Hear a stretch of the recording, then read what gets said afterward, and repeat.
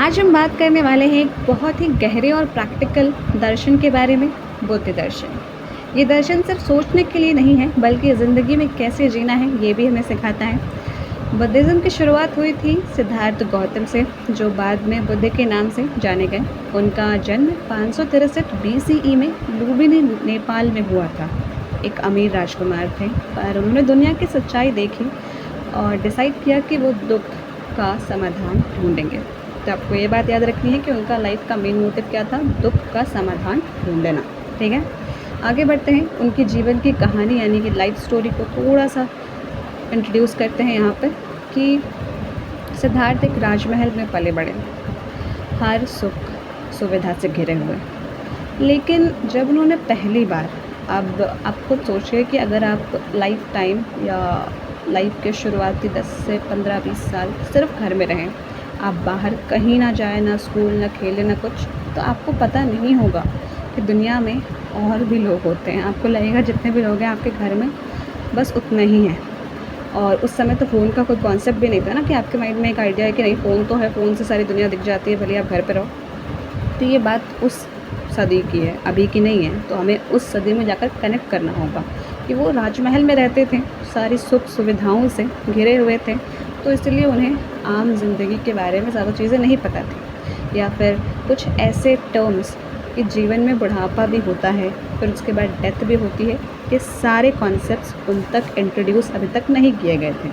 और I think अभी तक वो बीमार भी नहीं हुए होंगे, इसलिए उन्हें बीमारी का भी नहीं पता था कि बीमारी जैसी भी कोई चीज़ होती है। या हुए भी होंगे तो उनके पास तो सारी फैसिलिटीज़ थी, वो तो तुरंत ठीक हो जाते हैं। But majority of the population के पास तो उतनी फैसिलिटीज़ नहीं होती है ना, तो वो तो बीमारी से जूझ रहे होते हैं। तो उसी वजह से जब वो एक बार जंगल में थे और उन्होंने देखा एक बीमार व्यक्ति को, एक बूढ़े व्यक्ति को, और तीसरा एक मृत्यु, तब उनका मन हिल गया। उन्होंने सोचा कि ये दुख कैसे ख़त्म हो सकता है, क्योंकि बीमारी हो या बुढ़ापा हो या फिर डेथ, ये तीनों एक ही तरफ इंडिकेट कर रहे होते हैं कि इन तीनों चीज़ों से हमें दुख पहुंचता है। तो ये दुख कैसे ख़त्म हो सकता है, ये उनकी लाइफ का मेन मोटिव बन गया कि दुख का सल्यूशन निकालें। तो फिर उन्होंने क्या किया कि उन्होंने संन्यास लिया, घर बार राज्य सब कुछ छोड़ दिया और मेडिटेशन ज्ञान की खोज में लग गए।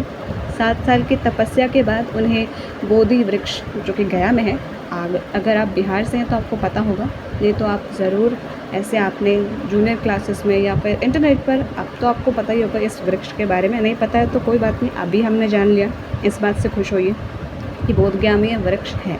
आप चाहे तो यहाँ पर आकर देख सकते हैं, और अगर आपने देखा है तो आपके माइंड में भी वो सीनरी भी आ रही होगी। जैसे मैंने देखा है तो मुझे अभी वो सीन याद आ रहा है जब मैं इस पेड़ को देख रही थी, जब मैंने बोधगया गई थी। तो सीन से भी कनेक्ट कर सकते हैं हम लोग, क्योंकि आवाज़ से हम डिस्क्राइब करें एक पर्टिकुलर सीन, एक पेड़ को अगर देखा होगा तो उसकी पिक्चर आपके माइंड में ज़रूर आएगी। नहीं भी देखा है तो कोई बात नहीं, आप गूगल पर सर्च करके देख सकते हैं कि उन्हें बोधि वृक्ष के नीचे ज्ञान मिला। उस पेड़ के नीचे वो बैठे थे और उन्हें ज्ञान की प्राप्ति हुई और वो बुद्ध बन गए। यानी कि अगर आप इसको इंग्लिश में बोलेंगे तो बोलते हैं अवेकेंड वन, कि जिन्हें ज्ञान की प्राप्ति मिल गई हो उसे बोलते हैं इंग्लिश में अवेकेंड वन। एक टर्म है कि इन्हें, इनके पास बहुत सारा नॉलेज है। ठीक है, तो यहाँ से उनकी शिक्षा का सफ़र शुरू हुआ, जिसे हम आज बुद्ध दर्शन कहते हैं। तो उन्होंने जो भी चीज़ें सीखी वो बुद्ध दर्शन में बताया।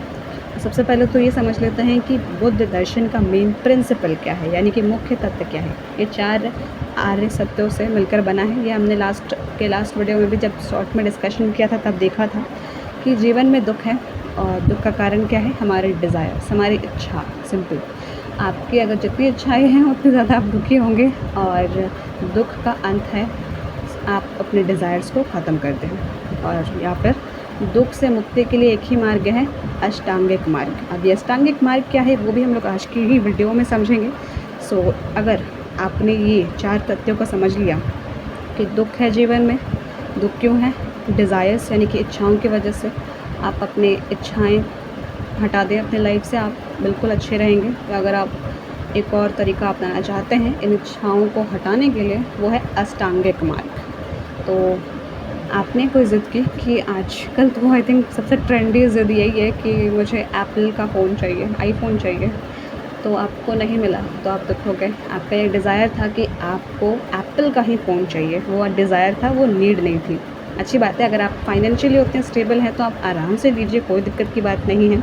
लेकिन अगर आप नहीं हैं तो फिर आप उसे अपनी इच्छा समझिए और अपने आप को ज़्यादा परेशान मत कीजिए।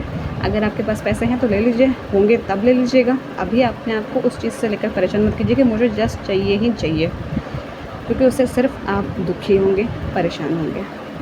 तो ये बात अभी थोड़ा यहाँ पर स्टॉप करते हैं। अष्टांगिक मार्ग समझ लेते हैं कि वो अष्टांगिक मार्ग क्या है जिससे आप इन इच्छाओं से मुक्ति पा सकते हैं। अब मैं ये नहीं कह रही हूँ कि आपको बिल्कुल इसी को फॉलो ही करना है। इफ़ यू फील ओके अब आप फॉलो करिए, नहीं तो मत करिए। इसे एज ए नॉलेज देखिए कि अच्छा बुद्ध दर्शन में क्या बात कही गई है दुख से मुक्ति के लिए, कि डिज़ायर्स को हटाएं। डिज़ायर्स कैसे हट सकते हैं? अष्टांगिक मार्ग अपना कर।